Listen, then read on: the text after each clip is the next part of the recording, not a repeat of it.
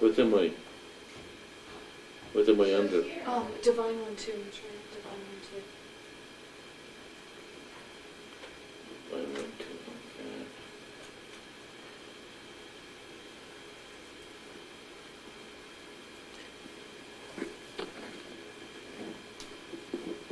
Okay. It's shutting her mind.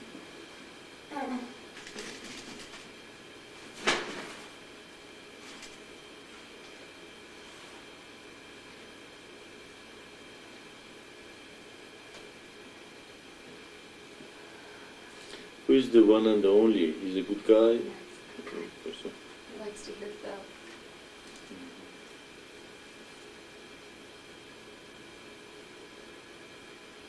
There's something wrong because Tahira came in too. And she's not there either. Madam Sarji. You are Divine One too, Maitreya. Oh, you're there? No, Okay. you. Okay, I You didn't are know you. her, so she I can't. didn't know you're in the room. Oh, okay. Oh.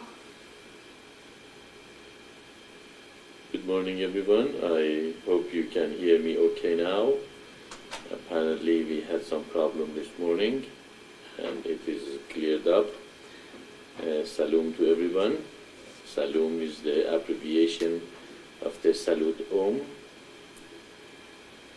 Salam and Shalom means that they might salutation to the divinity within you, and that means that I salute the God in you.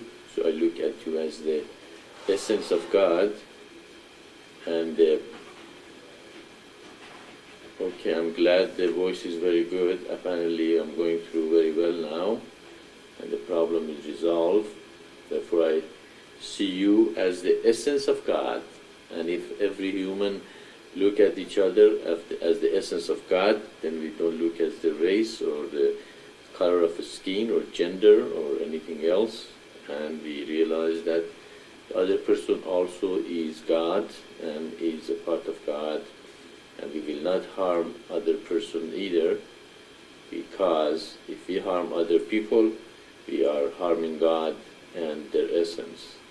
Therefore we refrain from all the destruction that we can see humanity doing to each other without even thinking twice that what we are doing to other people or killing or destroying, we are really destroying God, and they will not create such a karma because they know it's going to come and harm them as well, because any action we do, there will be reaction. Therefore, the salam is a much better way to greeting each other and reminding ourselves that we are the essence of God, and also everybody else is the essence of God. God is everything, therefore we have to respect everything and everyone and bring the respect and unity to all humanity, and stop this separation that exists between humans and human, and bring the unity that God is.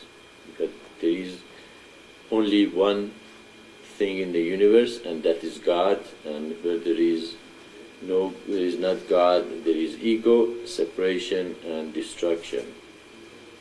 The mission of Maitreya is representative of this unification of all religions, beside the unification of God and human and the essence that God represents in the universe.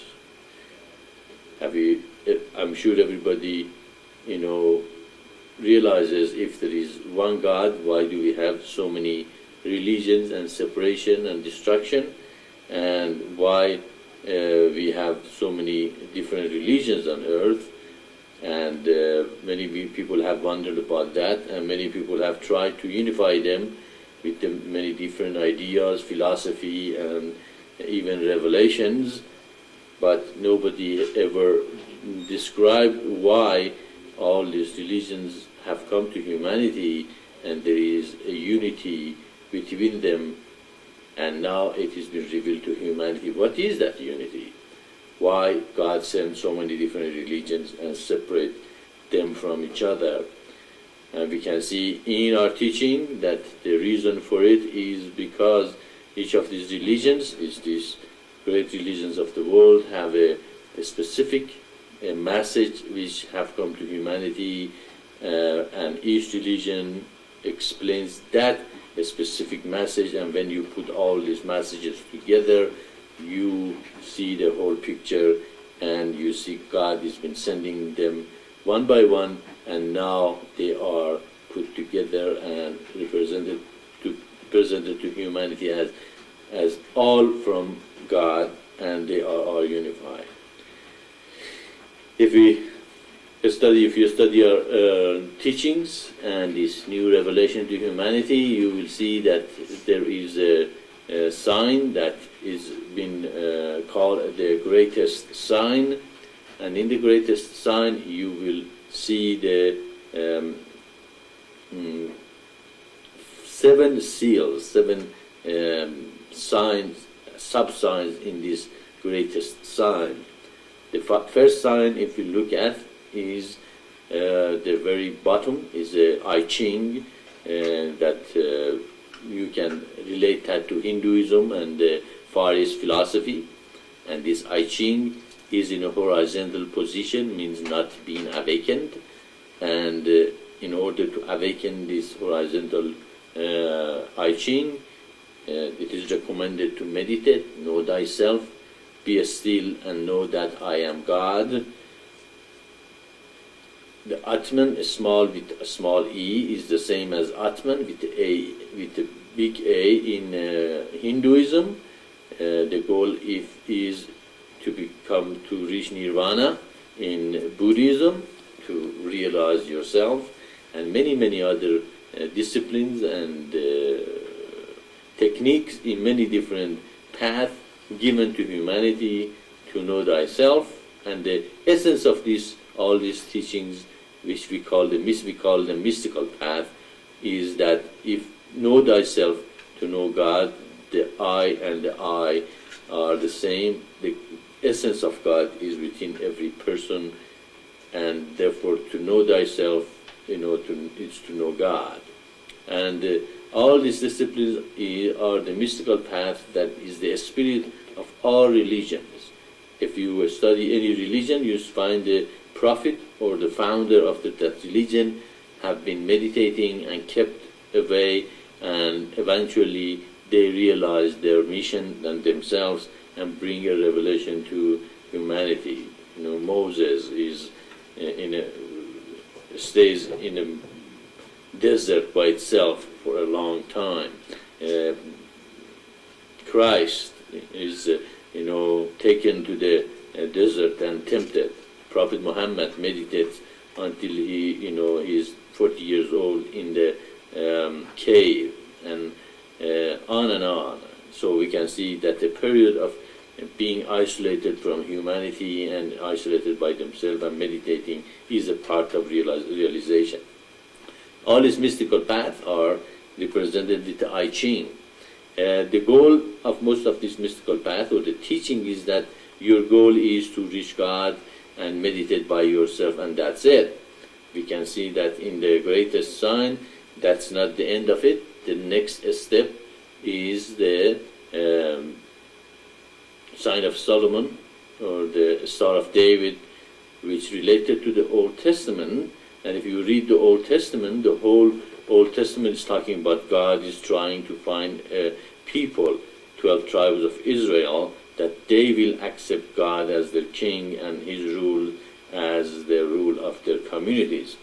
And therefore, the second step in the greatest sign, which we call the eternal divine path, is that we direct this energy or realization we gain through our meditation and self-realization toward the creation of the communities of light.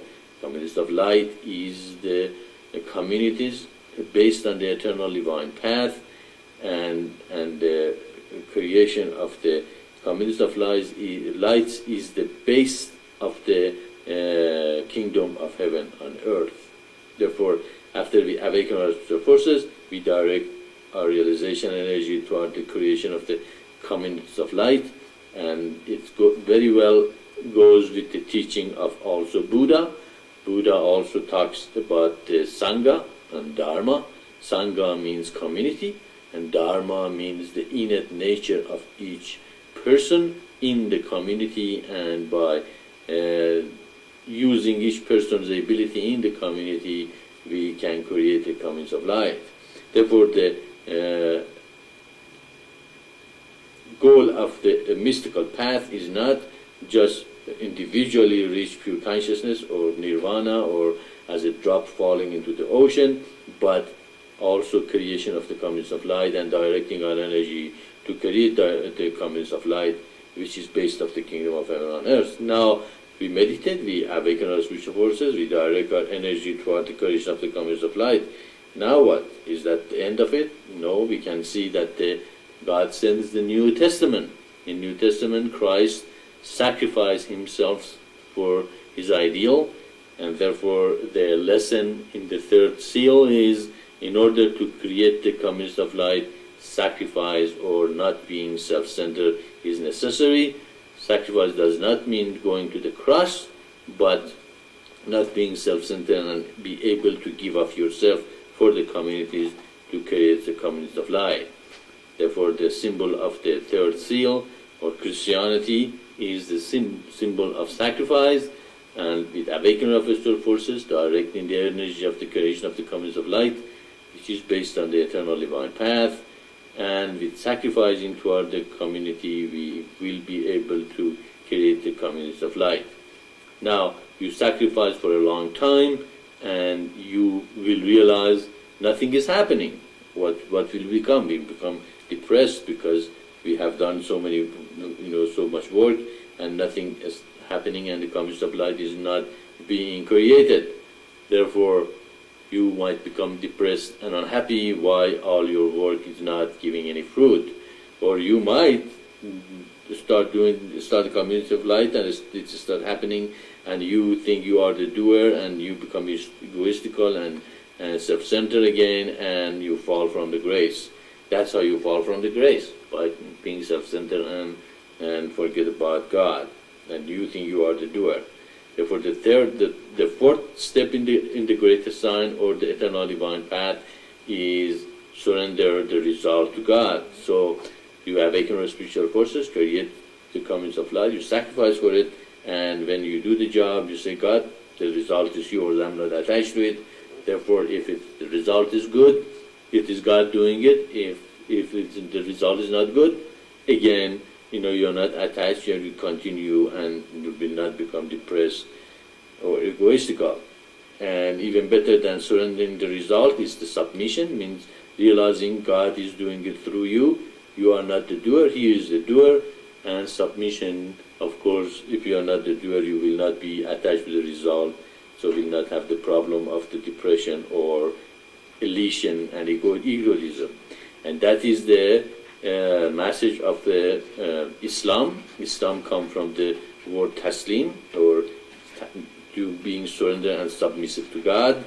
And if we completely realize what is the will of God and we surrender to that will, we will be completely free from any attachments, and therefore we are completely free from our pitfall of being, self-centered and egoistical again.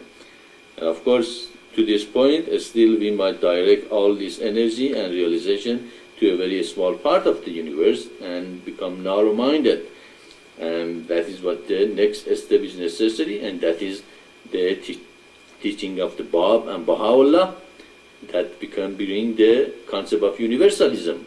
The teaching is basically says that all religions are the same.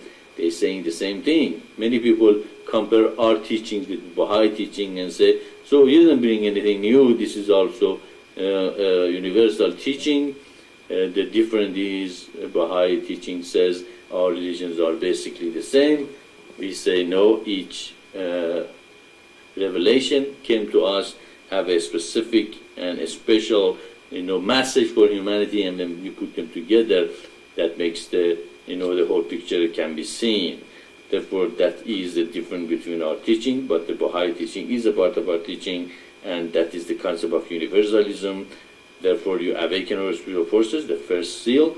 You direct that energy toward the creation of the communities of light. You sacrifice for communities of light to create it. You surrender and submit the result to God, or become a channel for Him, and you become a universal. Therefore, you shatter all the pitfall of the spiritual progress. You meditate, you contemplate, you awaken your spiritual forces. That is the mystical path, which covers Hinduism, Buddhism, Kabbalah, mystical Christianity, Sufism, and any other teachings that teaches know thyself to know God. You direct your energy toward the creation community of light. Therefore, you create a good environment for yourself and others in order to be able to meditate and awaken their spiritual forces. And the only way the community of light is possible is by sharing the resources of humanity. Should share with each other their resources. Sharing is not just a good idea, it is the law, and humanity have to learn to share with each other. Whatever little they have, they should share, and eventually the equity and unity become in a greater degree, and the difference between lifestyle will not be as much as is today, and therefore they can easily come together and get along and unify. And of course, that is the Old Testament. And the next step, of course, is the sacrifice, which is the New Testament or the Christianity. And the next step is the surrender and submissive to God. With that, you completely shatter the attachment to the result of your action. You will be free. And that is Islam. And of course, become universalist, which completely free you from any bondage or narrowness of the mind or separation between human and human or any part of God, and you expand your consciousness to cover everyone. With these 5 steps, okay, and of course the 5th seal is the Baha'i teachings, and with these 5 steps you become an elect. The elect are the people. You read about them in every religions, every teachings, every revelation. God talks about my elects, and those are the people God is talking about, those who go through the 5 steps of the eternal divine path. So you can see not only eternal divine path is a path, not only it shows why this revelation have come from God to humanity one by one, it also unifies most great religions of the world and unify them together and make you see for the first time why they have come from one God and they are unified, and therefore humanity are unified. There is no separation between religions. Each of them is a part of the greater truth, and when you put them together you see the whole picture. Therefore you can be united as one humanity under one God, one humanity, one earth, one humanity under one God. And that is the goal of the mission of Maitreya, to give this message to every human and bring the kingdom of heaven with the creation of the communities of light based on the eternal divine path, and bringing the kingdom of heaven on earth. And of course, such people, the elect, are the future or coming of the leaders that we are looking for, and that's what is Paltak, the mission of Maitreya, and all our effort is to attract and bring these elect together and eventually create an environment that humanity can be united and we stop this destruction that is on earth now. And of course, these elects create the community of light, and in communities of light, many people will reach the pure consciousness, which is the 7th step or 7th seal in the greatest sign. And if you have the greatest sign in front of you, which you can find in the website, you can see the bottom seal become the same as the center, and that means God, human again become in the image of God, and humanity can manifest God's quality on earth, which is compassion, gentleness, unity, beauty, and everything that relates to God and His manifestation.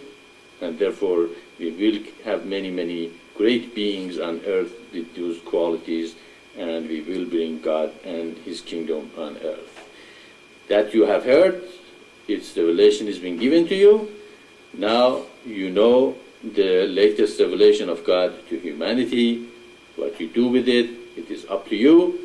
We are done by giving the message to you, and now it is you who have heard it, you know about it, and know what is the will of God.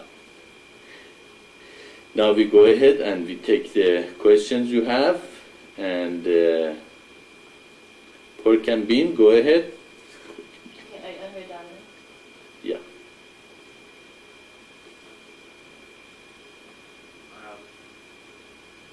I guess I could say thank you. If you invited someone to your home for dinner, you made an invitation to that individual to break bread with you. Is that? He's going to complain about the When that individual came to Can hear your you. door, He's He's complaining, about the red he's dots. going to The one complain about in the his red face. dots. I came into this room in peace. I came in here with no malice. I came in here to listen.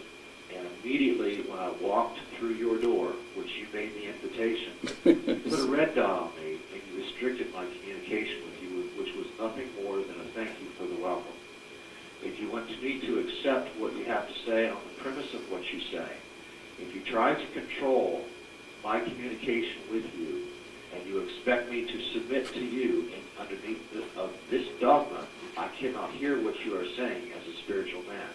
Because it is not about God, it is about control. It is about control of the masses. It's not about the freedom of the God Spirit.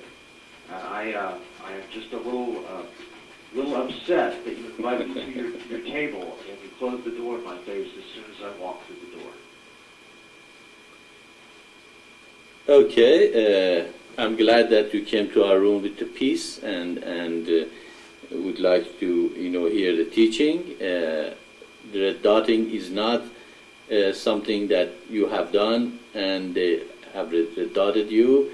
And that is happens to anyone who enters the room and we don't know them. There will be a red dotted and a stay red dotted. And unfortunately, that is because of the experience we have had before of the people coming in and grabbing the mic and start preaching their own, dogmas to the room, and eventually we have to red dot them. Then don't take it personally. It is nothing to do with you. It is something that it is done to give the greater ability to the administrators and those that they are in the mission to be able to control the room, so we can give this message in the clearest way possible. So, and it is not only us who does that, but I've heard other rooms also do the same thing when they have a speaker or someone who comes here to give a message. Everybody will be red dotted, especially those who we do not know who they are and what kind of the reaction they will have in the room. And therefore you are welcome to our room, and don't take that red dotting personally, and know that that is something that is done in Paltalk in order to be able to give the message of the speaker in the clearest way possible. So I think you should realize that, so that would not affect your feeling about the room. It's nothing personal. You haven't done anything. We are not saying that you have done something bad. So, please realize that and relax and hear the message and know that you are welcomed here. Go ahead, Khaled.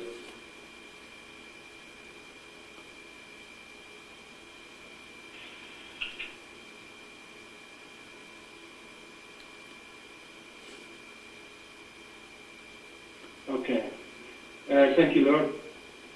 Last Saturday, I was asking you about the place of Maitreya and the prophecy what Prophet Muhammad does give about the coming of Al-Mahdi and the coming back of Jesus Christ. And I told you that as far as I understood, that Al-Mahdi was Al-Bab, and he was the coming back of Christ was Baha'u'llah. And I did ask you what is the place of Maitreya and the prophecy of Prophet Muhammad. Just yesterday, I remember and saying from Prophet Muhammad, he just talked about third person. He said, no Mahdi except Isa. He talked in several times about two different people. He was talking about Al-Mahdi and the coming back of Jesus Christ, and the other saying to him that's only one, he was talking about one person who present Al-Mahdi and Christ together, and actually following the Arabic understanding for the language, what he say, no Mahdi except Isa, he does mean there's only one person who will fulfill the whole position, the whole message of Al-Mahdi. And that's why now I can understand that he was talking also about one person who will be in the same time Al-Mahdi and the Spirit of Christ will be in him. This saying of Prophet Muhammad was delivered too much confusing for Islamic seculars, because they doesn't understand how they can understand this saying of Prophet Muhammad in the light of the other saying of him. He was talking about two persons, and suddenly he was talking only about one person who will have Al-Mahdi and the Spirit of Christ in himself. I hope that I am not wrong for what I understood. If I am wrong, maybe you can correct me. Thank you. Okay, Khaled, I understand what you're talking about, and this is a hadith, right? It is not in Quran.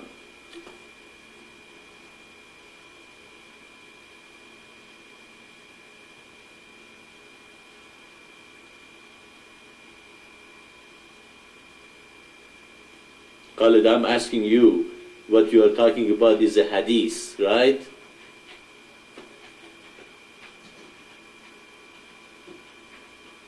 Yes, Lord, that's right. Okay, first of all, Bob, this fulfilled the prophecy of coming of Mahdi, and also it seems that not only the prophecies are fulfilled with an individual, the next prophet or manifestation also represent every other manifestation before them.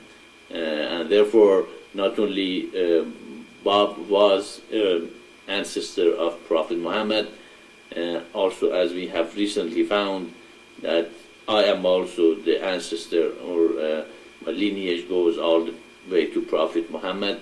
Not only Christ was the son of David, and his lineage went all the way to Adam, as we recently found, also my lineage goes to King David and Adam, and therefore it seems also Bob was the coming of the Mahdi. The same thing also is fulfilled with this vessel, and therefore you can say God's revelation kind of have the accumulating effect, and every manifestation manifests the one before that one, and especially this one, which is supposed to be the last revelation and unification of our religion, seems to have all the quality of the manifestation before it, and therefore not only I am the ancestor of Prophet Muhammad, also I am the ancestor of the King David, and also the reincarnation of the same spirit which came through the previous 7 revelations, therefore, this is the culmination of all the revelation that have come through humanity to man.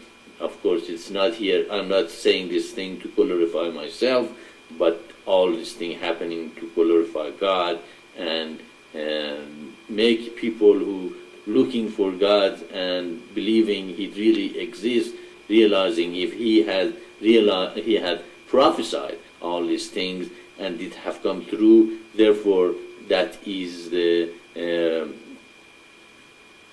proof of God's existence. Therefore, I have heard a lot of people, asking, how can we prove that God exists? Here it is, right in front of you. God said this thing is going to happen. God said this thing is going to come to humanity, and therefore it has come, and therefore God exists for sure. There is no doubt about it. Nobody can stay agnostic or atheist anymore, because they can see God has said this thing is going to happen, and therefore it has happened. Now, Prophet Muhammad is talking about the two individuals, the twin prophets in the beginning, which is, as you explained, is Mahdi and Christ, which came in the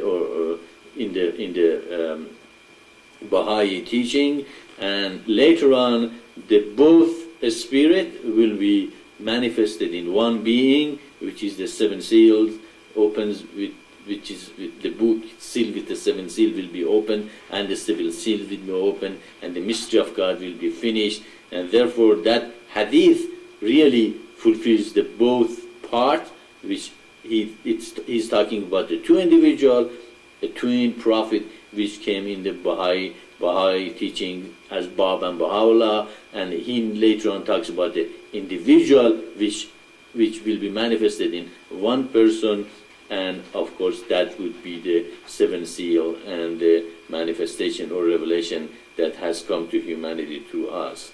So you can see that also it seems confusing in that hadith from Prophet Muhammad. Again, we can explanation here completely clears it up. Again, it shows that Prophet Muhammad, what was saying, has come true, and what he was talking about is not confusing anymore, because the two separate beings that he was talking about were Bab and Baha'u'llah, and when he put them together as individual is the manifestation of this revelation to humanity. Does that make sense to you, Khaled?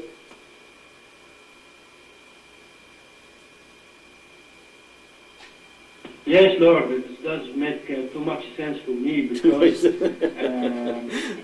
I read a lot of explanation for this hadith, and was, as far as I understood, it make too much confusing between Muslims, because they couldn't understand what does that mean. But now, in the light of the new revolution, we can understand exactly what does Prophet Muhammad mean. Thank you, Lord. You are welcome, Khalid. And also, as we do not accept anything which is not the words of Christ Himself, which is from the disciples, because Christ said the disciples are not greater than the master, and therefore what He said is the most important thing. Also, we accept the word of Prophet Muhammad, which in a purest form, or at least pretty pure form, have come in the Quran. We accept those as the word of God, and the hadiths, although we do take them as having a lot of truth, we take them as something that have come from other people, and it could have some problem in it, just like Acts and the books came after the for gospel, which can have some error, although it has a lot of truth. So hadiths are good, but take them with a grain of salt. And even in hadith, there is a lot of different. But the one you said, that is the explanation I'll give you. Go ahead, Ferdix. Okay, let me unbutton that in a second. Okay. Okay, he's unread out.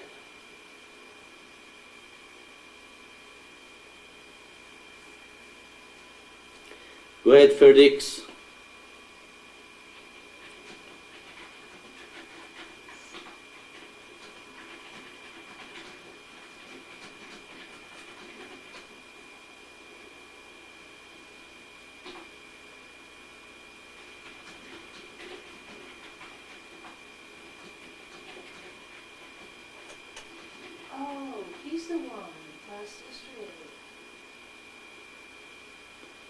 Okay, Ferdix, can you hear me? If you can hear me, as you can read also in text, everybody is saying you can go ahead and have the mic. Go ahead. He's the one from yesterday. I am he talking at this moment. He's the one who offered about the Spanish Nothing to say. yesterday. He's the one who offered to translate to Spanish. Okay, apparently Ferdix doesn't have anything to say, and therefore go ahead, Khaled, you take the mic.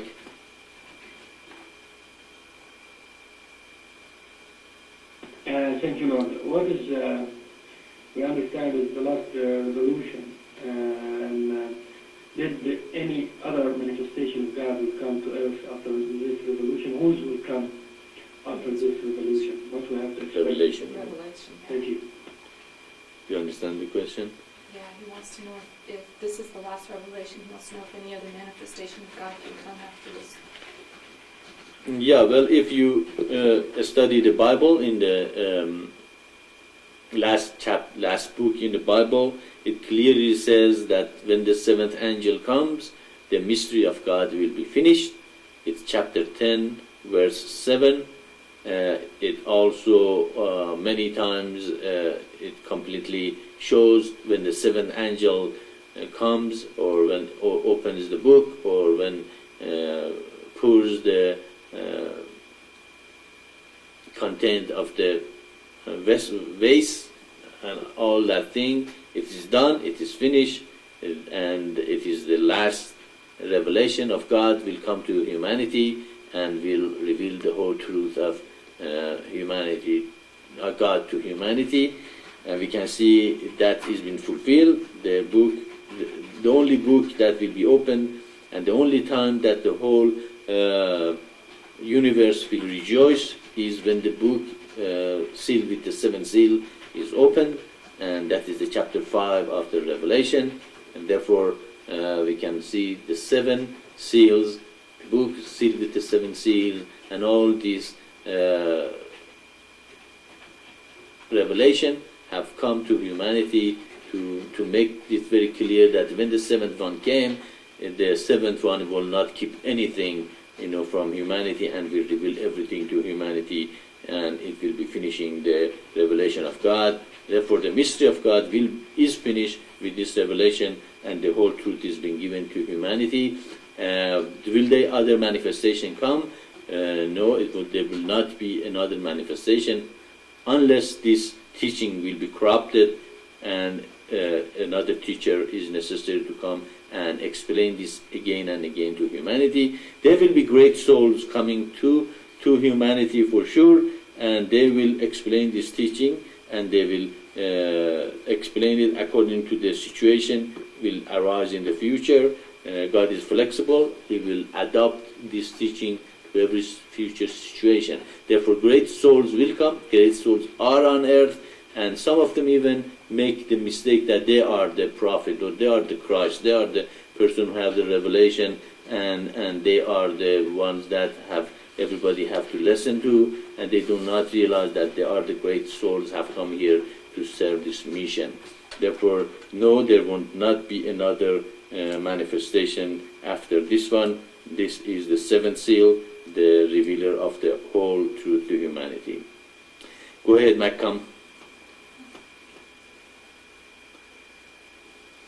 Yeah, thank you very much, Maitreya.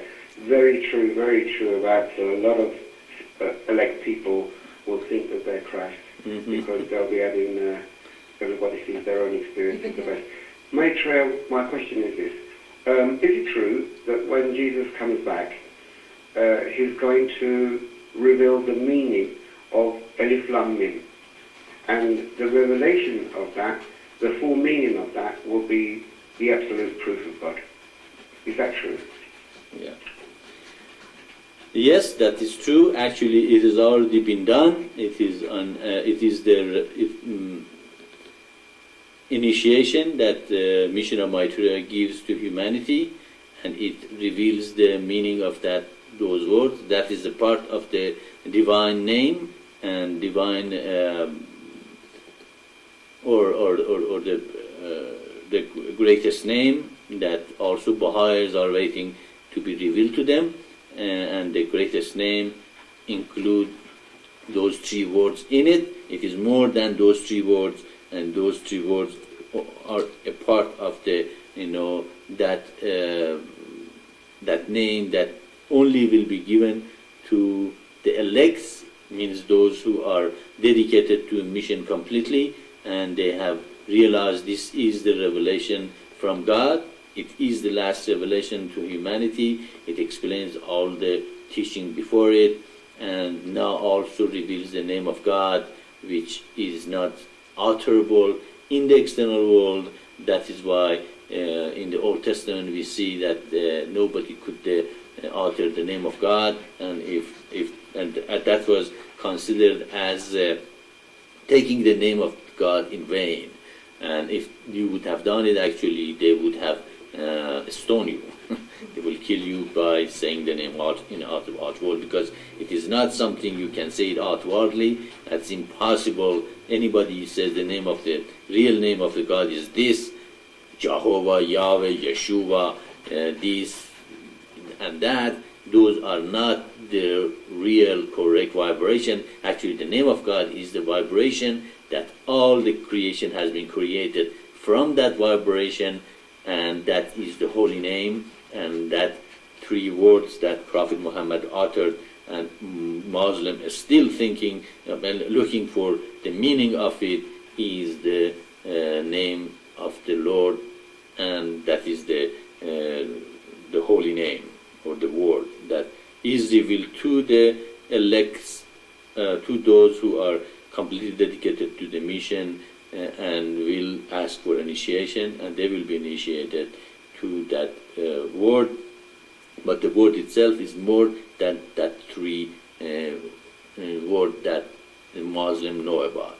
So yes, he will reveal the name of God to the people who are ready for it, and if as the people become more and more pure, they can hear the word within themselves, and that word is powerful, it is wonderful, it is something, when you hear it, you know, and have no doubt that God truly exists and is with you and within you all the time. So that is what you say is also true, and is being fulfilled, and is here, and is waiting for those who are also realizing this is the teaching of God, and there is no other revelation on earth for them but this unifying revelation. And as I start the mission, when I received the mission, I realized I have no choice but to start this and give it to humanity. Therefore, it is required also for those they want to be part of the mission to realize that they have no choice but to be in this mission and be a part of it, and therefore they will receive this word as initiation. I hope that makes sense to you. Go ahead, Juniper. Who's Juniper? We don't know this person. Okay. My first question is, why am I red dotted and cannot put anything in text? I would like to know your thoughts on Jesus Christ and why you think he was here. Thank you. Okay. Of course, his name never was Jesus. As you know, there is no J in Hebrew. I know a lot of people say it is a transliteration of the name Yeshua. Of course, nobody really could explain to me how Yeshua has transferred to Jesus, but that is not important. The most important thing, he is Christ, he is the Son of God, and the Son of God means he who is in the image of God and manifests God's quality. As we can see, even before the flood of Noah, there were sons of gods, and there was more than one, and there was many of them. There were sons of God, and some of them came to earth and took daughter of man, and therefore there were sons of God even before that. Or many of the people in the Old Testament walked with God, and God took them. That means that they did not die, they became the Son of God. And in the beginning, man was in the image of God. Adam was in the image of God. He was male and female, and therefore he was a Son of God. And at the end of the Bible also, it promises, whoever overcometh become my son, and God become his father. Therefore Christ was in the image of God, and all the prophets are in the image of God at the time they manifest God's quality and bring his words to humanity in the purest form. And in that moment they are Christ, they are the Son of God, they are one with God, and there is no other way to God but they, because their word is the word of God. And as we can see, Christ himself, claims and declares that he is the way and the truth, and no one goes to the Father but through him. In that moment, he is one with the Spirit of God, and he is God indeed. And all the prophets in that state, when they are one with God, they are God. There is no separation or difference between them. And at another time, somebody calls Christ a good rabbi, and he rebukes the person and says, "Why are you calling me good? The only good is God." We can see what happened. A couple of days ago, you are the only way, and there is no separation between you and the Father, and no one goes to the Father but you. And now you are saying you are not even good. We can see in that moment, the Spirit of God is not upon him. He is a regular man. He is a regular person. He is just another man. And so therefore, he is not in the image of God. He is not the way. Therefore, we can clearly see that that is the way of God. God chooses from men, and his Spirit come through those men to humanity, and those men become the mouthpiece of God for human to know what is the will of God, because God does not come on earth that easily. Some people reach some very small part of God and manifest that part, and they think they know God, but the only people who manifest God in a greatest degree are these manifestations that are prophesied to come for a long time. And then that person is chosen, he will be taken away from humanity. He will go through a period of purification and meditation, and eventually he comes to humanity and says, "Humanity, I have a message for you. It is from God, and when I give that message, me and the Father are one, and I am the Son of God, and I am divine, and there is no separation between me." The same thing, Krishna says the same thing. Krishna in Bhagavad Gita says, "I am God, I am the manifestation of the divine supreme being, and whatever I say is the truth."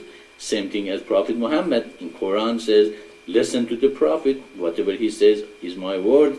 But Prophet Muhammad says, of course, he is just a plain prophet, and therefore they are not, he is not God. But really what he's talking about, when he is not connected to God, he is not God. But other part in the Quran, it says you have to listen to the Prophet, and he is God in that moment, because whatever he says is my word. So we can see that you can call Prophet Muhammad the Son of God as well, and in that moment he is the way and the truth, and no one goes to the Father but through him. And that is true for Bab, for Baha'u'llah, for all the manifestation that God sent to us. And therefore Christ was the Son of God. Christ was God in those moments, and with this explanation, really, they have never been God completely manifest on earth 24 hours a day, all their lives. But at the same time, they do manifest God at the moments they are connected to God and they are giving the word of God to humanity. So Christ is the Son of God. The Christ is Christ.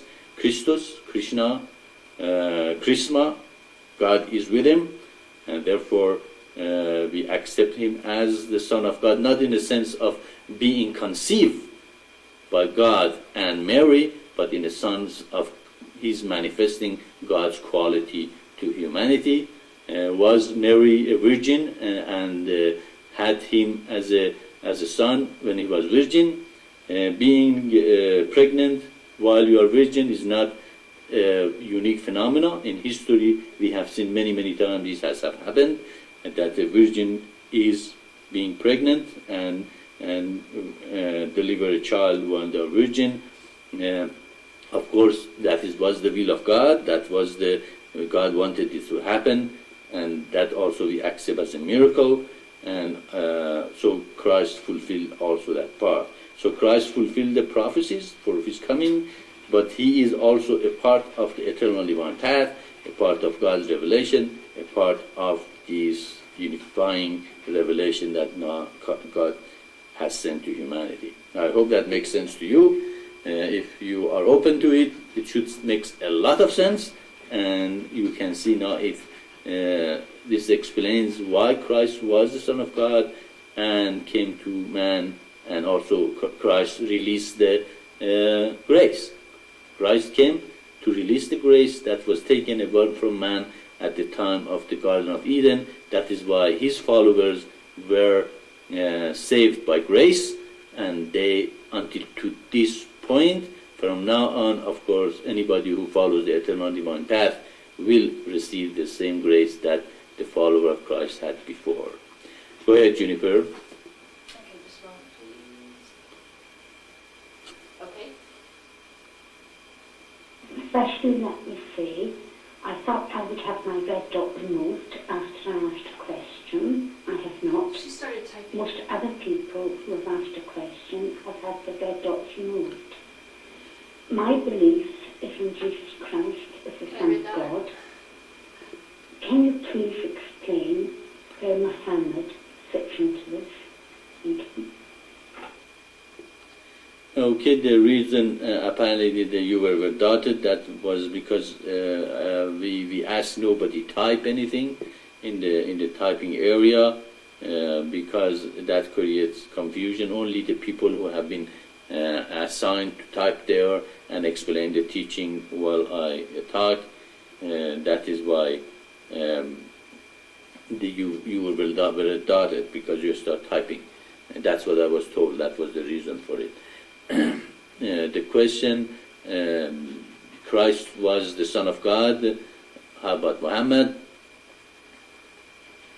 Muhammad also was the Son of God. It's the same thing. Of course, he never claimed that he is the Son of God, because his revelation and his message and his mission was different than Christ, and he brought a more social aspect to humanity. He brought the law of God, which becomes Sharia, and but when he says that when God says, "Listen to my prophet," and whatever prophet says is whatever I say, that is absolutely the same thing as the Father and Prophet Muhammad are one, and whatever Prophet Muhammad is saying is from God, so we can say also he was Christ. Therefore, there is no difference between Prophet Muhammad, Christ, Baha'u'llah, Moses, Abraham, Isaac, Israel. All are the prophet of God, have sent to humanity. Actually, by the time of the Prophet Muhammad, there have been 144,000 of them. Of course, a few added to it after that, which is Baha'u'llah, Baba, and now this teaching and this revelation. So we can see that there have been many prophets, and all of them had the Spirit of God in them. Of course, some of them had the Spirit of them in a greater degree, some of them had in a lower degree, some of them needed to heal people so the people believe in them, some of them had to bring a miracle of a revelation like Quran and that is enough for those who are ready for this revelation to see the truth in them and say, yes, this is from God, and therefore they don't need to be healed or miracle to be given to them. Especially Christ said, what good does it make if I heal you? If the unclean spirit leaves you, it goes and and invites 7 more wishes than itself, and comes to you, and the state of the man is going to be worse than it was before. So the answer is you have to learn how to heal yourself, and if you do that, then you don't need that unclean spirit will not return to you. So there is no separation, there is no differentiation in the mission of Maitreya between any prophets. Some of them had some abilities, the other did not. All of them said the same thing: they are the way, the truth, and no one goes to the Father but through them. Go ahead, Juniper. She read that? She's unredacted now. Okay. Okay, I just cannot believe that anyone goes to the Father but by them. No one goes to the Father but by Jesus. That's right. I still really want to know why I'm red-dotted and cannot type. And can you tell me where you get your knowledge? Thank you. Okay, as I know, I understand where you're coming from, Juniper. Probably you are a strong Christian, and we appreciate you being that. That is great. Christ was great teacher, great prophet, and have come to humanity to bring a great revelation to them. Probably most of your belief and knowledge come from Paul, and he has made Christ something absolutely different than what Christ was. He was a disciple. He was not even alive when he wasn't even close disciple to Christ, but he felt that he has a mission and he has been chosen to preach Christianity. But Christ himself said that even the disciple, even his close disciple, are not greater than him. So if they are not greater than him, even don't listen to them. You have to listen to Christ completely and directly, and learn from him what the truth is. And that is why we believe that if you want to really become a good Christian, you should only read the red writings in the Bible, which are directly from Christ, and believe on those. And as I say, that's what Christ says he is the way and the truth, and no one goes through the Father but through him. But he meant in that moment, in that revelation, in that period that he came as the manifestation of Christ to humanity. As I said, you can hear the same thing in Bhagavad Gita. Krishna says the same thing: no one goes to the Father but through him. In Quran, God says, listen to the Prophet. Whatever he says is my word, and listen to him. Therefore, in an indirect way, also Prophet Muhammad is saying the same thing. No one goes to the Father but through Prophet Muhammad. In that moment, in that place, in that revelation, in that truth that have come to humanity, which purified the revelations before him. Christ came to purify Jewish and teaching before him. Prophet Muhammad came to clarify and purify the revelation before him. Bab and Baha'u'llah came to purify the revelation before them. And now this revelation has purified all religions of the world and explains all the problems many religions have together, and purify them and bring the truth to humanity. Again and again we say the same thing. Nobody goes to the Father but through this teaching, and me and the Father are one. And though the holiest of the holies is the Word of God, it has come through this vessel to humanity, and I am the proof of the God's existence. If anybody wants to know God exists, God said he will do and send all this revelation. He did. He said he will unify them. He did. He said there will be a book sealed with the 7 seal, and it will be open, and when it will be open, the whole universe will rejoice. It has. Therefore, God exists. I am here to glorify God. Actually, this is the glory of God has come to humanity in the form of the revelation and the teaching. And now I am telling everybody, do not stay in one religion. You do not belong to any specific religion. If you do, you will stay narrow. You will not see the whole plan. You will not see the whole truth. You will not go to God. Because in order to go to God is to overcome your religions, your narrow understanding, and come to the expanded revelation of the unification of our religions and realize God is one, and all these revelations have come to you through God, through the manifestation, through the prophets. Come, join this new revelation and realize that you are a part of us. We love what you have. What you have has a lot of truth, but take the dogma out of it, and that is what this mission does. It takes the dogma out of the religion and give you a path that has not dogma. If you follow it, you will see benefit. If you do not follow, you do not see the benefit. You don't have to believe in anything. You don't have to. You don't. No, not quite. You have to believe this God exists, and these are God's revelations, and God sent all these revelations. But at the same time, the ultimate test is follow the eternal divine path, and that path will take you to God and expand you. So Christ came. He was from God. He fulfilled the prophecies. He gave the message. His message was sacrifice. He also was prophesied to gather the people. He gathered the people in the West as his disciples, which are the children of Israel, children of the house of Israel, and he also released the grace to humanity. So he did come. He is the Son of God, as is Prophet Muhammad and everybody. All manifestation, and he did what he was supposed to do. Go ahead, Khaled.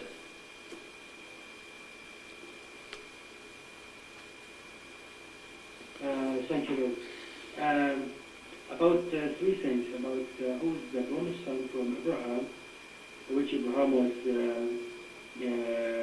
preparing to sacrifice his own son. According to Judaism and Christianity, that was Isaac. According to what people understood from the Islamic teaching, must be Ishmael.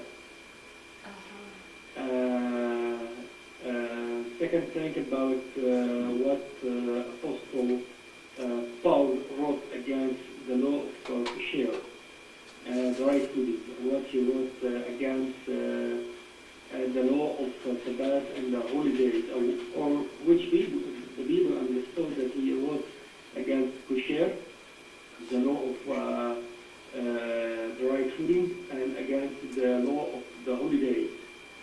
What is your point of view about that? First thing about why is not clear teaching in Islam or Christianity about reincarnation. We can see the teaching of reincarnation very clear in Buddhism, in Hinduism. Also in the has-been Judaism, Orthodox Judaism, but just Islam and Christianity, both of them deny the law of karma, not the law of karma, deny the Did you get all of the question? or being more exact. I need to write them down. How we understood the deny the reincarnation. Thank you, Lord. The first one, he wants to know Isaac and Ishmael, because Who was the promise for? why did they, in Islam, they teach that Ishmael was the one that was sacrificed, as opposed to in Judaism and Christianity, it was Isaac that was sacrificed by Abraham. Okay, Khaled, you had a lot of questions here. People put it down, and also they didn't understand some parts of it. Okay, your first question is that the Muslim says it was Ishmael that Ibrahim we're going to sacrifice, not Isaac. You're asking if that's true or not. Is that your question? Is that your first question?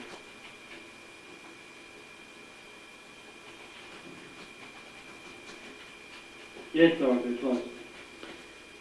Okay. Remember, Bible has been changed many times, and they have a lot of human ideas have crept into it. Actually, even after that, it's been translated 27 times.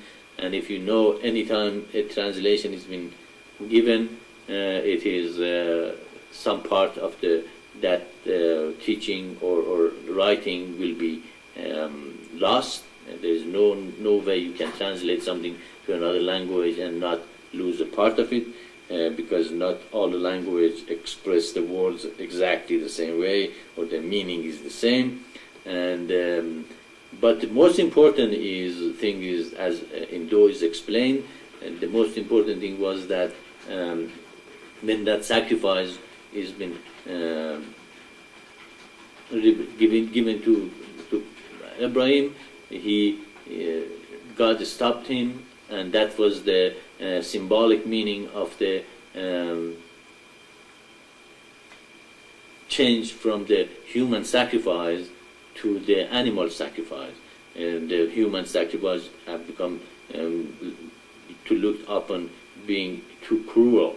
To do that, there's a possibility that that also might happen to Ishmael, and God also probably demanded also the both sons to be slaughtered, and then when he approached to do that, he stopped them. And in the Bible, it also makes it very clear after that Abraham stopped sacrificing his sons. God gave the unconditional promise to him that there will be many nations come from Isaac, and he already had promised Ishmael that a nation will come from him, and therefore it was not necessary to repeat it over there in the Bible anymore. And especially in the Bible, after the promise given to Abram for his son, which was Ishmael, the promise were two promises. They were the material possession or territory, and the scepter or the spiritual domination and kingly spiritual domination, which was the Messiah or the prophet, which was given, the promise given to both of them, as Abraham for his son Ishmael, and as Abraham for his son Isaac. Abram means father of one nation, Abraham means father of many nations, and therefore we can see that prophecy also fulfilled. From Ishmael came one nation, which is Arabs, and from promise given to Abraham for Isaac, which resulted 12 tribe of Israel, and eventually that 12 tribe was split to two: southern kingdom, which is the Judah, Benjamin, and Levites with them, and the 10 lost tribe of the northern kingdom, which eventually pushed out of that area toward the north to Russia and eventually Europe and United States. So they became many nations, and the promise given to the Isaac was fulfilled through many nations in Europe and United States, and Arabs also came eventually and took over Spain, and they lived there for 2,200 years, and they have a lot of children. A lot of Spanish people have an Arabic name, and even their language is influenced with Arab, and they moved from Spain and took to South America, and therefore you can see the South American have a Arabic or Arabic nation blood in them, and Europe and North American people have the blood of the children of Isaac, and they meet in New Mexico, which is in the border of the South America and North America. He also promised Isaac a nation, Israel a nation and many nations. The nation was the United Kingdom, and the many nation was the United States of America. So we can see all this, of course, though it's been explained, all this, God told this thing is going to happen, and they have happened. His Prophet Muhammad said that Ishmael was the person that was supposed to be started by Prophet Abraham. Therefore, that is also true. So the conclusion is probably God demanded Abraham to kill both of them, and he went and to proceed to do that, and then God stopped him, and after that because Abraham was the complete surrender one to God and his will, to the point of even killing his own children for God, therefore God completely trusted in his faith and oneness with him, and he became one of the greatest prophet ever been, and he became the father of all nation. We can see Judo-Christian, Islamic and Baha'i teaching all come from Abraham, and he became the father of many, many nations and religions on earth, and included in our teaching. So the conclusion is probably the command was for both of them to be sacrificed, and then God stopped him. I hope it makes sense to you. What was the next question? He was asking something about the law of Sabbath and the law of the holy days, but I didn't understand the whole thing. Okay, your next question is about the law of Sabbath. Apparently we did not understand what you mean. Can you repeat that? Yes, Lord, excuse my bad English. I will do my best. Okay. Okay. I was asking about what Apostle Paul in New Testament wrote against the law of holidays, and what he wrote against the law of kosher, right food according to the law of Moses. And what he does say that it doesn't make any difference what you eat or which day you celebrate. How we can understand that in the light of the new revelation. Thank you. Yeah, okay. The law of Sabbath, God created the world in 6 days, and the seventh day he rested, and he told Jewish people or Hebrews to keep the seventh day holy, and his seventh day was Saturday, and they kept it holy for a long time. The reason Paul logic was that the Christ was raised in the third day, in Sunday, therefore we have to change the Sabbath from Saturday to Sunday. Of course, he was a Jew himself, and he was prosecuted very hardly after he converted to Christianity and started preaching Christ, and therefore he became very unhappy with the Jews and Hebrews, and therefore he tried to change many things and distinguish himself from Jewish people, especially in the Rome where he was preaching. There was some historical fact that Jewish people opposed the Roman Empire, and therefore the sentiment toward the Jewish people became against the Rome became against Jewish people, and that sentiment, of course, was toward the Christian, which also were following everything Jewish because Christ was Jew, and therefore Paul felt that if the more he distinguished his sects from the Jewish people, it's going to be easier for them to leave that environment. Of course, the Sunday also is the day of sun it was the day of sun for Roman Empire, and they celebrated the sun in that day.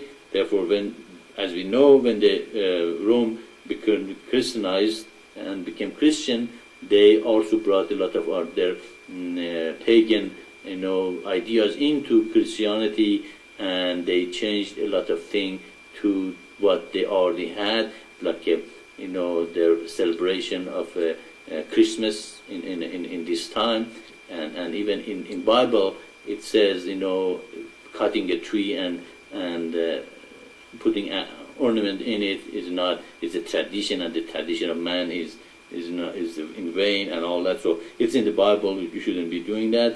But in the Bible, Christ said he will stay 3 days and 3 nights in the belly of the earth, and if we believe what a lot of people believe, he was crucified in Friday. There is no way he can raise in Sunday, because 3 days and 3 nights, it's going to be sometimes in Monday evening. So he cannot raise in Saturday. The truth is that Sabbath that he was crucified before was a yearly Sabbath, which was the Wednesday, and he was crucified in Wednesday night, and he raised in Saturday night. So really he was raised in Saturday, not Sunday. Again, it's explained in though how it is. Therefore, God never changed the day of the Sabbath from the Saturday to Sunday. When Prophet Muhammad came, he also was accepted with the Jewish sect in Arab area in the beginning, but later on, after they realized that he's not going to make them prefer over the rest of the people living there, they rejected him, and he also received the revelation to change the Sabbath to Friday, and therefore Sabbath for the Muslim changed to Friday, but in reality their true Sabbath is Saturday, because that is what revealed to the Hebrews, and God demanded in part of the His commandment, you keep the Sabbath holy, and therefore in the mission of Maitreya we accept Christ was raised in Saturday, and God did demand Saturday to be the holy day, and also eventually we are hoping that we will have 3 days of not Sabbath but rest, Friday, which Prophet Muhammad brought it, Saturday, which God demanded, and Sunday, this Christian believe should be. So in Friday you can do the worldly thing and get a lot of things the worldly to be done. In Saturday you rest, in Sunday you celebrate, hopefully, if we get a place that human doesn't have to work more than 4 days a week. I hope that makes sense. What's the next question? Why is there no clear teaching of reincarnation in Islam and Christianity, but it's in the other religions? Yeah, the question is why there is no mention of the reincarnation in Islam and Christianity, and why it is very clear in Hinduism and Buddhism. The Hinduism and Buddhism are the mystical path. Actually, in every mystical path, most of them have the idea of reincarnation present in them, because the people who meditated realized that it's impossible to accept God as just without God giving human many opportunities. Okay, if somebody came and was born in a very harsh environment and never heard about this revelation, and he was carnival in some African tribe that they ate human and they died. Is that fair to kill them and send them to hell because they just followed their tradition? Or if they have been born again and again and again in many reincarnation, and God give them opportunity to redeem themselves, and they did not hear and listen, and they hang into their dogmas and tradition and beliefs, and eventually God says, "Hey, I gave you, that many opportunity. You did not take my advice and revelation from my prophets, and you went your own way, and you accepted your tradition and your belief that is the dogma, and you will not progress. Therefore, I will reincarnate someone else instead of you, which will progress and come back to me in a faster way, and I wait for you for later on." So we can see the justice of God cannot be explained, clearly unless there is reincarnation accepted, that we have been given many chances, and God has guided us toward the truth, and if we will not listen to it for a long time, therefore God has all the rights to say, "Okay, I'm not going to incarnate you anymore because you're not listening. I'm going to incarnate another being or consciousness that will progress faster." And we can clearly see this, the reincarnation in the Bible, in the New Testament. It is very clearly apparent there. A lot of people don't want to see it. A lot of people argue about it. A lot of people try to twist it to different ways. But how can you explain that the John the Baptist comes from a woman, from a womb of the woman, and he is Elijah? Elijah died a couple of hundred years ago, or he was taken away from the earth, and then he comes as John the Baptist from the womb of a woman and been born as a human. The only way you can really explain it without twisting the truth and trying to fit a universe in a bottle, okay, is that he was reincarnated, it was the reincarnation of Elijah. And Christ very clearly says he was the John the Baptist is Elijah. Okay, so we can see that you can find the reincarnation, although the church tried to take every reference of the reincarnation out of the Bible, because if you believe you are reincarnated many lifetimes, it is harder to control you as a person, because you say, well, I have to go find my truth and my way with the Word of God, and I'm not going to listen to you, preacher. I'm going to listen to God, because I've been here many times. Who knows? Maybe I've been here more than you have been here, preacher, or rabbi, or mullah, or thing. So I probably have a more right to go to God than you do, and therefore it's very hard to control them, and therefore they tried to take the reincarnation out, but they didn't take this one out. They couldn't, because God is smarter than them. As Prophet Muhammad says, they shame against me, but God is the greater shame, not shame, sham. They sham against me, but God is greater in the sham. Again, God puts that reincarnation of the Elijah, through which become as the John the Baptist in the Bible, and now we can see the reincarnation right there in the Bible for us all to see. So we can see that Bible does have the reincarnation. Now, why Islam doesn't have it? We can see God in Islam also. Prophet Muhammad says what? God can do whatever he wants. He is an able God. If he is an able God, can he reincarnate? He sure can. He can. And also, it says that they will die and God will raise them. If he can raise them, he can also he can reincarnate. Therefore, he is an able God. Therefore, he reincarnates. Now, why the emphasis is not as much as the Buddhist and Hinduism? Because Buddhism and Hinduism and the mystical path have been kept separate from the revelation of the Judo-Christian, Islamic, Baha'i teaching, because that was not a part of the emphasis in those revelations. So God kept that part of His truth in only mystical path, which is mostly Hinduism and Buddhism, and now He again put them all together.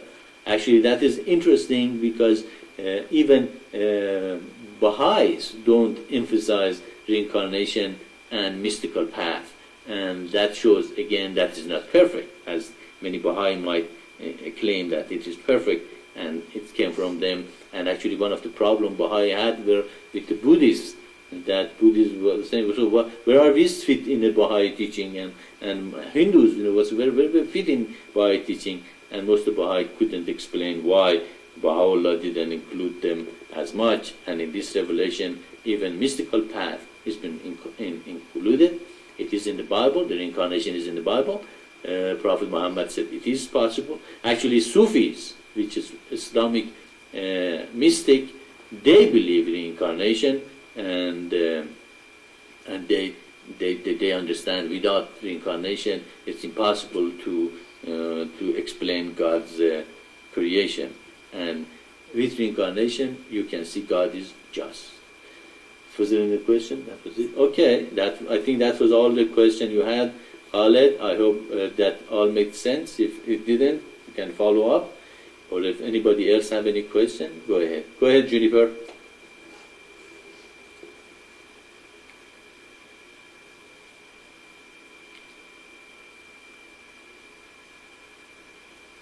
Juniper, go ahead.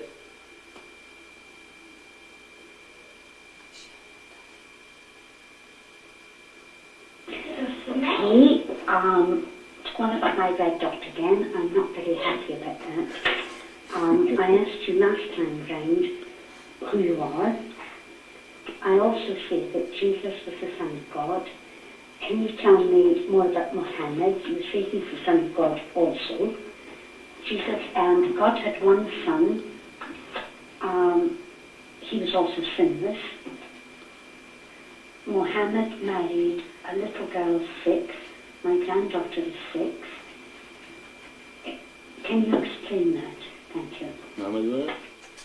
He married a young girl. She's saying 6 years old. 6 years old. I don't think that's correct. Okay, yes, that is something that Christian, this last time I heard the Christian said she was 7, now of course it's now 6. It's kind of like it's going down every year, every couple of months. But the truth about Ayesha was that he was betrothed, she was betrothed, betrothed to Prophet Muhammad when she was very young, but the marriage was not consummated until she was much older than that. I think it was 12 or 13, and we can see even in the West, we have many girls, they are getting pregnant when they are 12 or 13 years old, so they are ready for,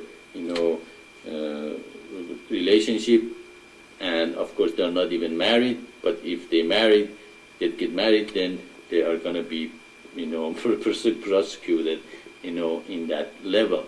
So we can see that a girl, 12, 13 years old, is ready for marriage, and that was also the cultural acceptance in that time that the woman can be married in that age, but Prophet Muhammad did not consummated the marriage until Aisha was much older. Therefore, this is a misconception that Christians keep repeating and calling Prophet Muhammad a pedophile,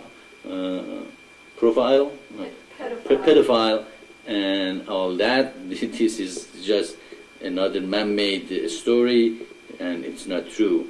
And therefore, you have to correct that part of your understanding of Prophet Muhammad.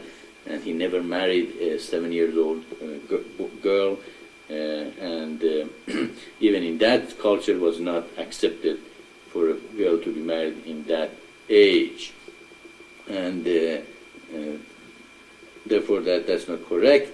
And also Prophet Muhammad fulfilled the prophecies that has been given, and also in the Revelation it's talking about the 7 seals and the 7 angels. All of them is relating to the 7 prophets will come to humanity. Also, even in Bible itself, it clearly says that God gave 2 promises. One to Abram, which the son of Abram was Ishmael, and then God changed the name of Abram to Abraham, and Sarai to Sarah. Sarah means princess. Sarai means our princess, more than one.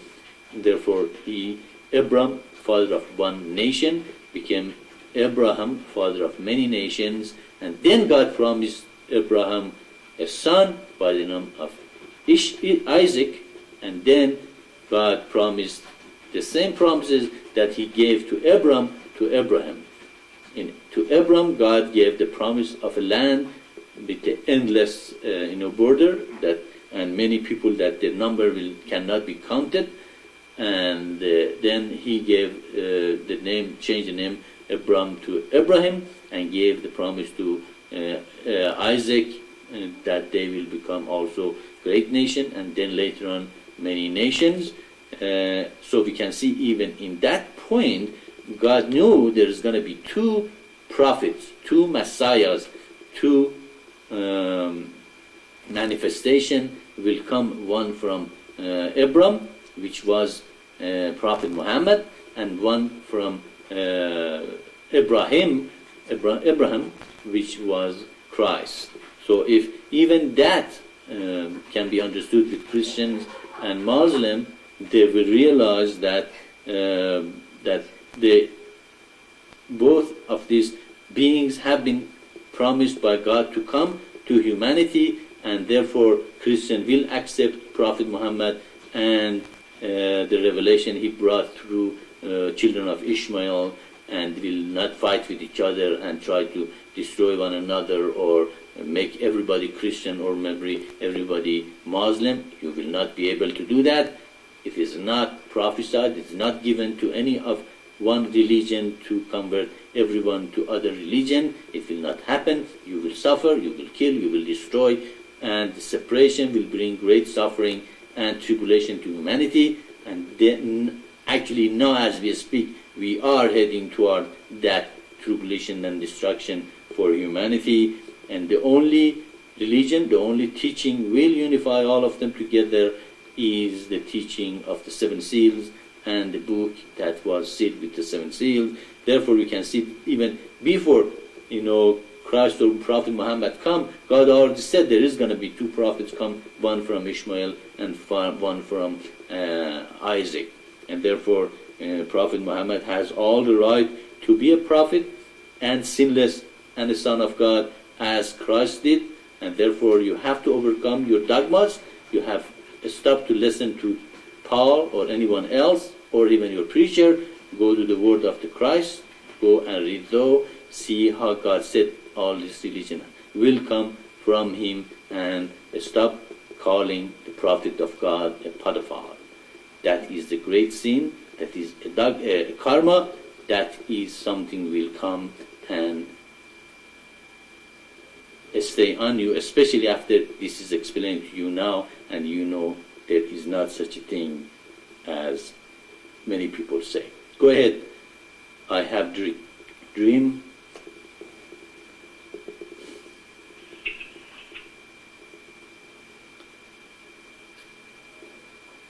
Thank you.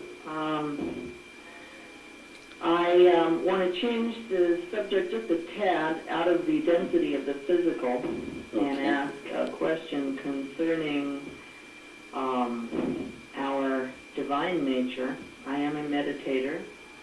I'm wondering, I am struggling with something on a lower emotional nature. Okay. And I'm wondering, even through all my connections with Source, as I call it, God, and my meditations, I'm still struggling with manifesting the totality of my divine nature. And I'm wondering how I can sift through what it is I'm struggling with, because at times I'm even confused on what it may be. So I'm wondering how I can clarify it to my consciousness and then release it. And do you have an answer for that? I sure do. Well, meditation, as if you read our teaching, you will realize that meditation is not the only way. Actually, it is not the final way either, but the eternal divine path is, and the eternal divine path is more than meditation. It is creating the qualities of God within yourself. This is compassion, forgiveness, beauty, purity, love, and everything that is not self-centered. Those who just meditate, they might become self-centered and will become selfish and might not reach out to other people and humanity and destroy the falling on oneself. Therefore, the next step in your path will be to direct your energy toward the creation of the communist of light, or at least serving other people, instead of only in being concerned about your own personal progress. And by being concerned with the other people, you will come out of yourself, and therefore the lower nature by itself will be rising up without you being meditating on it all the time and being concerned about it. And after that, of course, sacrifice to create such an environment that other people can progress in it. In this, you again go away from self-centeredness and selfishness, and we become more other people-centered.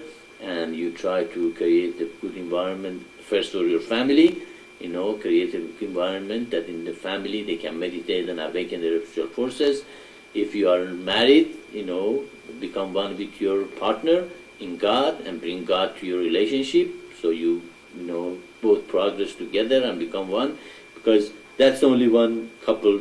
That's the only way couples can become one with each other, be one with God. You never can become one with the other person, because you never can become one in a physical body. There's always going to be problem if you concentrate on your each other's physical body, but instead of concentrating on the physical body, if you both become one with God, you become one. That is what your marriage should be based on God, and that unity will come after that. And then, of course, reach out to the immediate community, to your family, then community, and according to your capacity, reach as many people as you can, so you can bring them to the betterness of their life, so you become a manifestation or a channel for God's quality. And then, of course, after that, surrender and submit the result to God, and let God come through you and do the work, and therefore you're not again thinking about yourself, but thinking, what is the will of God for me? So you will absolutely overcome any attachment to the result of your action, and then become universalist. Realize universe is your home, God is your father and mother, and the rest of the universe is the struggling manifestation toward the pure consciousness. And you shatter any narrowness of the mind, you expand yourself, and you surely will overcome your emotional problem or any spiritual problem you might have. Therefore, you become an elect, you will become a chosen person. You have overcome all the narrowness of the mind, the attachment to the result, selfish and self-centeredness, and create an environment that not only you will progress, but also others will progress. You meditate, and therefore your progress to oneness and overcoming any pitfalls in your spiritual path is guaranteed. Therefore, eternal divine path is the way to overcome your pitfall and progress toward God in the fastest way possible. So I recommend that you read our teaching, understand the eternal divine path, and follow them, and you will report to us very soon that you indeed have progressed greatly. I hope that answered your question. Okay, is there any other question? I saw some hands up, but they were down. But if you have a question, go ahead. I'll give you a couple of minutes. She said thank you. Oh, you're welcome. All thanks go to God.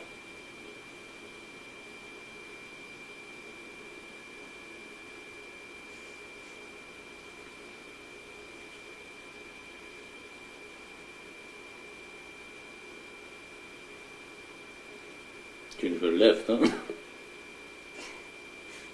Oh no, he's done there.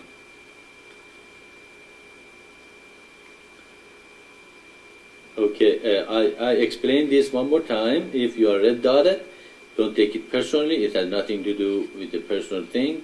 We want you to listen to this revelation. If you have a question, raise your hand. Your red dot will be taken away from you, and you can ask your question. And we also ask not for you, most of the people, not to type. Those who type here, they are the people that have been here before. They know the teaching, and they are given the opportunity to, answer some questions. Therefore, it's not something personal. You have been here in this room for the first time, I suppose, and we have had people, they have come to this room and they have grabbed their mic and done things that made us to do that. It is not the only room to do that, Other rooms that when they have some speaker, they do the same thing. The idea is you have come here to learn about our teaching and listen to this revelation. Therefore, we want you mostly listen, and we don't want you to type or grab the mic. Therefore, don't take this personally. You are invited and welcome to this room, and don't feel bad about it. Therefore, go ahead. If you have a question, just raise your hand, and we will answer your questions.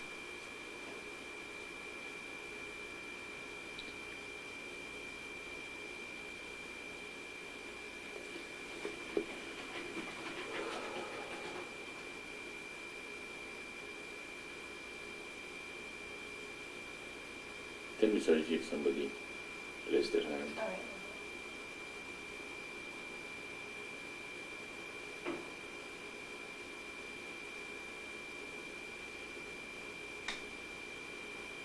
There's another question from I Have a Dream. Okay, go ahead. I have a dream.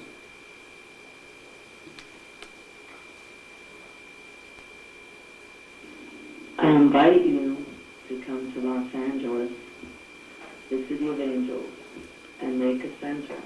I will help you. I'm open to it, and I invite you. Very good. I appreciate that. I have a dream. If you want to start a center in the Los Angeles area, we would love to have a center there where you are. I am pretty much committed where I am at, and also God has guided me to stay in this area. As I said, it is the connection between North America and South America, which are the children of Ishmael and the children of Israel. I mean, the children of Isaac. But if you want to start a center in Los Angeles, we have the teachers that they do travel and go to the area, and you can set up some lecture for them. Of course, we require that they will be accommodated for their stay there, and also accommodated for their transportation to your area. If anybody wants them to come to your area, that is the requirement. They should be provided for their stay there and for their transportation expenses, and they will come there. If you want to start something, you can send me an email, and we can talk about how we can do that. And that is one of the things. The first step in doing that is we ask people to become a contact, and the contact person is the person who contact people to the mission. They can become a simple contact point, or they can start setting up some meditation together with the people in their area, and join the Paltalk with our services that we have every day, and go from there. In this mission, you can just love the mission and keep it to yourself, or you can go all the way and dedicate your life 100% to this revelation. So choose between, or stay between all of them. But even if there are enough interest in Los Angeles area and invited me to come over, that I will do. I will come over if there is enough souls that will benefit from my presence in your area. Therefore, I think the best way to start this is to become a contact for the mission, invite the teacher there, start a center, start a community of light, attack other people, and if eventually they want me to be there, the same requirement. You have to, provide me with the transportation and place to stay, and be with your guys in Los Angeles. So I appreciate the invitation, but I declined coming to Los Angeles, but there is other ways to spread this message. I hope that makes sense to you. I have a dream.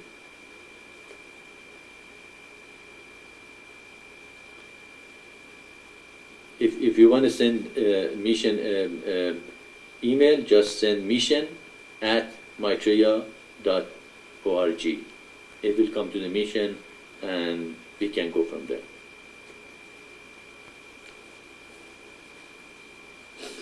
Why is he saying to go there?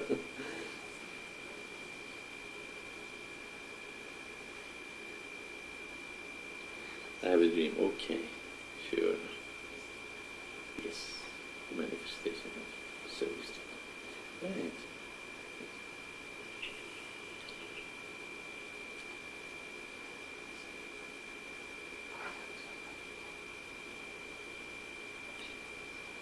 Again, this is the revelation of the seven seals. Humanity is called to come, to unify. It purifies our religions. It purifies all the revelation of God and bring it to the essence of what God has been trying to accomplish for humanity. The essence of God's revelation is eternal divine path. It is a path, it has no dogma. The base of it is the creation of the comets of light, and the comets of light is the base of the kingdom of heaven on earth.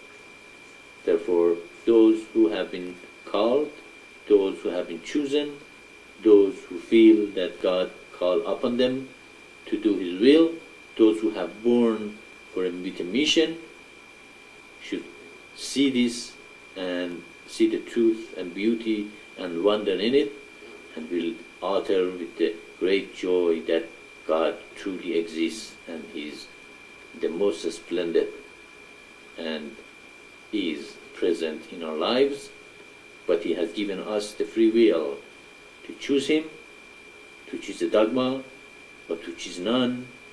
But this is the time of sundering of the elects and those that will not come to the kingdom. So there is invitation to the wedding of the Christ and the revelation of God, and you are all invited, but come with the proper clothing and with your best clothes and with the purity. Come and join this, become a contact person, read our teaching, realize what has come to you, and rejoice that God indeed has come to humanity again and is revealing His revelation to them and inviting them to come and create the kingdom. And we know the time of the Kali Yoga is over. It is the time of the golden age of coming of the godly revelation and the following of the eternal divine path, and many, many millions and millions will reach pure consciousness and their goal. Therefore, take this revelation and this teaching to your heart and realize God indeed has come to you and inviting you, come and guide humanity to a greater degree. I think my time is almost up. I give you one more minute. If you have other questions, go ahead, and otherwise I will then say salam to everyone and have a good week and spread the message, reach everyone, bring everyone. I like every human hear this revelation and this message at least once. Therefore bring them and let them hear it and leave them to God after that. Don't be attached to the result. If they are chosen, if they are elect, if they are called for, they will see it, they will for it. But if they are negative about it and they don't see the truth, I feel very sorry about that, but that is where God wants them, and they will not see the truth, but many will. So many will be called if you are ready to accept. I give you one more minute, and then I leave you to God.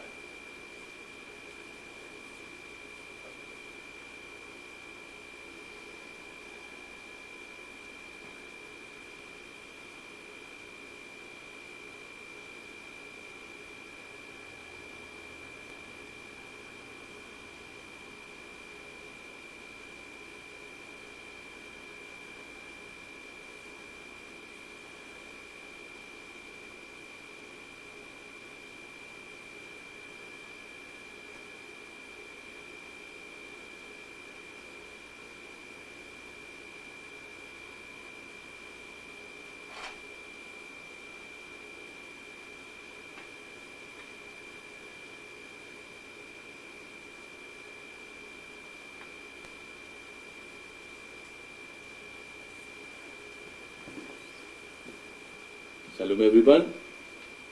Have a godly week. See you next week. Salam.